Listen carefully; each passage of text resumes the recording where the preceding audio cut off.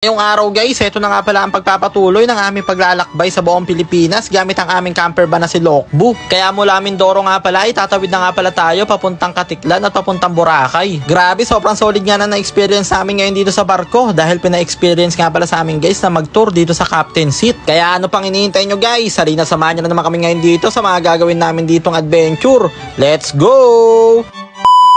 What's up sa inyo mga itik? Ngayong araw guys, ito na nga pala ang aming pinakaihintay na oras. Sa wakas, madadala na namin ngayon si Lokbu guys sa matagal na namin pinapangarap na mapuntahan. At ayun nga pala guys, ay isa napakagandang isla ng Boracay. Kaya ayun guys, sobrang excited na nga pala kami ngayon at isasampa na nga pala namin ngayon si Lokbu dito sa barko. Bali, ang sasakyan nga pala namin barko ngayon guys, patawid ng Katiklan, ay ang napakagandang barko ni Fastcat. Ang kagandahan kasi dito sa Fastcat guys, ay halos buong Pilipinas na nga pala ay meron silang ruta. At sa barko nga pala nila guys, ay meron nga pala silang regular, economy, at meron din silang business class. Meron nga pala silang air condition na mga room na may mga upuan, at syempre meron din naman pala silang mga regular lang. Kaya ayan nga guys, habang nakasampa na nga pala si Lokbu dito sa barko ay tamang chillin muna kami ngayon dito sa loob ni Lokbu. Pero maya nga lang guys ay hindi nga pala kami mapakali, kaya tamang gala-gala muna kami ngayon dito sa Gedli. At ayun na nga guys, maya lang ay sobrang swerte nga pala namin dahil for the first time ay pinayagan nga pala kami na mag-tour dito sa sa captain seat. Ayun guys, sobrang swerte namin, pinayagan kami na tumingin-tingin dito. Basta wag lang malikot yung mga kamay namin, baka kasi kung ano-ano yung mga pindot-pindotin namin dito, baka ma-format. Pero ayan guys, maraming salamat nga po pala kala sir. Grabe, sobrang babait nilang lahat, nakakataba ng pusod.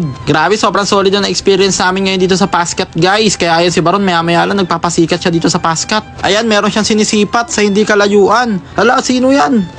Hala, si Lugi man. Pasikat ka boy.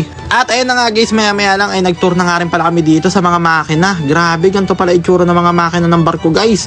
Sobrang lalaki. Kaya ayun nga guys, maya lang ay nag-ready na nga rin pala kami dahil aandar na nga pala yung barko. Babiyahin na tayo ngayon guys papuntang Katiklan at sa Boracay. Bali almost 4 hours nga daw pala yung biyahe. Kaya background music, pasok!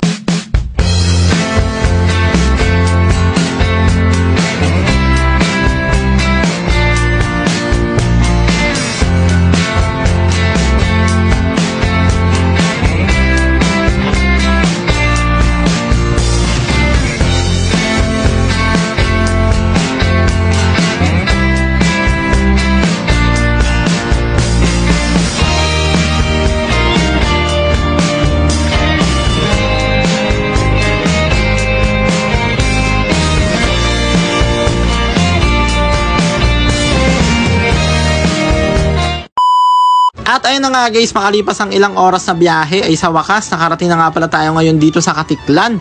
Grabe, salamat po sa Diyos at nakarating tayo ng ligtas. At ayun na nga guys, bali ang next destination na nga pala namin ngayon ay hahanapan nga pala namin ng parkingan si Lokbu. Dahil kapag pupunta nga pala sa Boracay guys, hindi nga pala makakasama talaga si Lokbu mismo sa Boracay. Dahil sa kadahilanang subalit datapwat, bawal nga po palang magtawid ng private na sasakyan papuntang Boracay. Kaya kailangan nga pala na iwan siya sa mainland ng Katiklan. Kaya ayun na nga guys, nagpatuloy nga pala muna kami ngayon ulit sa paglalakbay at naghahanap nga pala kami ngayon na mapaparkingan ni Lokbu. At habang bumabiyahe nga pala kami guys, ay bigla nga pala kaming inabutan ng gutom sa daan. Kaya ayan, nag-stop over muna kami ngayon sa Gedli para mag-food trip dito sa Carinderia. At ayun na nga guys, pagkatapos nga pala mag-food trip ng mga itik ay ayan sa wakas nakahanap na nga rin pala kami dito ng safe na mapaparkingan ni Lokbu. At syempre, bago nga pala kami tumawid papuntang Boracay Island, ay nabili nga pala muna kami dito sa palengke ng mga susuotin naming damit. Puro amoy kulob na kasi yung mga damit namin na nilabhan guys dahil nabasa ng ulan nung sinampay namin. At ayan si Plantito Mer guys, grabe, ready na sa Boracay. Grabe, parang turista.